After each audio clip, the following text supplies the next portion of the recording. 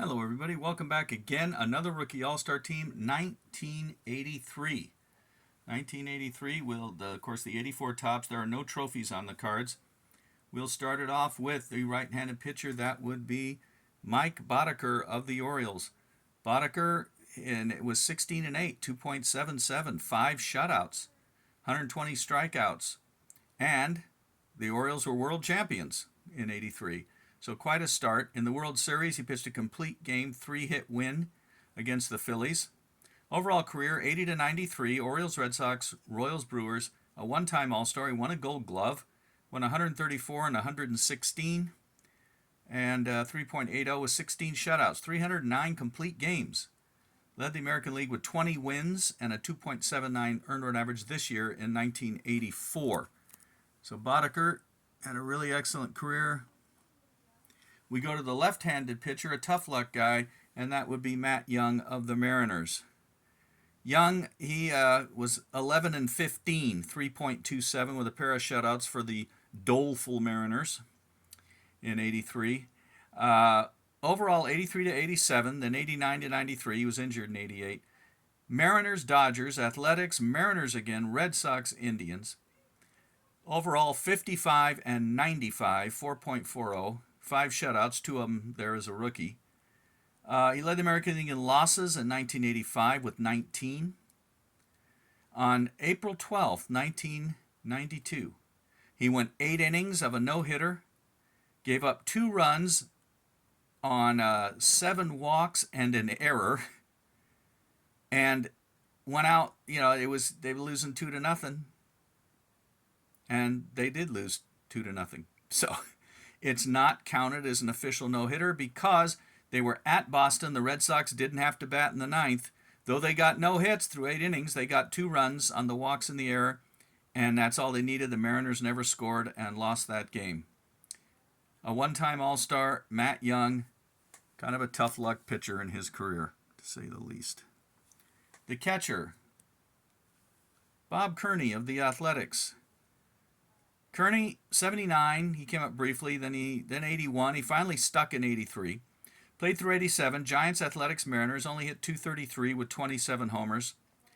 As 83, 108 games, 255, 8 homers. That was his highlight, was that rookie year. Bob Kearney. At first base, a phenom. And like a lot of phenoms, it never quite is whatever they say, rarely anyways. Greg Brock of the Dodgers, I remember how much he was hyped by the Dodgers coming up. They let Steve Garvey go and sign with the Padres because they had Greg Brock coming up. Well, he played 10 years, Dodgers and Brewers, and hit 248.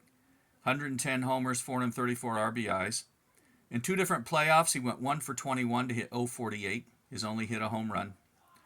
In 83, 146 games, 224, 20 homers, 66 RBIs. I remember they called him up in 82 and then 83, and I remember Jerry Doggett on the radio of a Dodger game. While Vin Scully was doing TV, he was doing the radio. And Greg Brock finally got his first hit, a pop-up single to right field, and Doggett lost his mind. That's his first hit. He was losing. Well, the Dodgers really expected him to be just unbelievable. Ted Williams, I remember, complimented his swing, but it never translated into the giant numbers. I mean, he had a solid major league career, but not what was advertised, which has nothing to do with him. That's the media and team management. At second base, Bill Doran of the Astros. Doran, 82 to 93, Astros, Reds, Brewers. Overall, 266, 84 homers. 209 stolen bases, and was acquired late in 1990 by the Reds and hit 373 in 17 games coming down the stretch. The Reds would win the World Series. Bill Doran, the scrappy, tough guy type middle infielder player that every team likes to have, those kind of guys. At third base, it was Nick Osaski of the Reds. Now Osaski, 83 to 90, Reds, Red Sox, Braves. Hit 250 with 122 home runs. As a rookie, 265, 12 homers, 46 RBIs, but vertigo is what ended his career. He had balance problems, dizziness problems, and he finally just couldn't play anymore. He kept trying and trying and trying. He'd been signed to a big contract, but he just couldn't play. And so it's kind of like you never know how far Sasky could have gone if he hadn't had the medical issues. As far as going a long way, this is the guy. Julio Franco. Franco, incredible. Okay, how do we cover his career? 1982 to 2007. That's his major league career. 23 years. Played his last year in the majors when he was 49. Phillies, Indians, Rangers, White Sox, Indians again, Brewers, Rays, Braves, Mets, Braves again. 3-time All-Star. In that time, he hit .298 with 2,586 hits. He had 173 homers, 1,194 RBIs, 281 stolen bases. As a rookie in 83, he'd been up briefly with the Phillies in 82, but then in the Indians in 83, he hit .306, 8 homers, 80 RBIs, 32 steals. At the age of 56, he came out and played 7 games with the Fort Worth Cats, independent baseball. 7 years in the playoffs, no World Series. He won the 1991 American League batting title at .341. He played 95 and then again in 98 in Japan, and then 99, 01, and 08 in the Mexican League, and in 2000 he played in Korea. So you'd have 82 to 93 in the majors. 94 was the strike year. 95, he goes to Japan. Then he's back, 96 and 97. Then 98, back to Japan. Then 99 in Mexico. 2000 in Korea. 01 in Mexico. Back to the majors through 07, 08, back to Mexico. And then finally, he goes to Fort Worth when he's 56. And that's like in 2012, something like that. This guy was incredible, playing forever, and he's got Hall of Fame stats for middle infielder. Are you kidding me? 2,500 hits with 173 homers, 1,194 RBIs, 281 steals, a .298 career average. The great Julio Franco, super popular player. And so now we go to the outfield. Injuries. Ron Kittle. Kittle, 82 to 91, White Sox, Yankees, Indians, White Sox, Orioles, White Sox, 3 times White Sox. The 83 American League Rookie of the Year, a 1-time All-Star. His career was .239, but he was a power hitter, 176 homers as a rookie.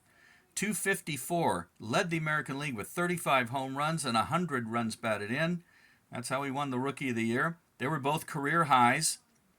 He played 100 games or more, just a few years. Most of the time, it was injuries. He was hurt all the time. He was in the 83 playoffs against the Orioles. He went 2 for 7 as the Orioles won the pennant, beating the White Sox. Kittle was very popular. You know, he could really hit the ball a long way. It was his back, as I recall, that was his main problem. But he did win the Rookie of the Year and had a really big year. So now we go to the other 2 outfielders, and now we have issues. The first guy is the National League Rookie of the Year, an 8-time All-Star, and you would think a Hall of Famer, but no. And that would be Darryl Strawberry.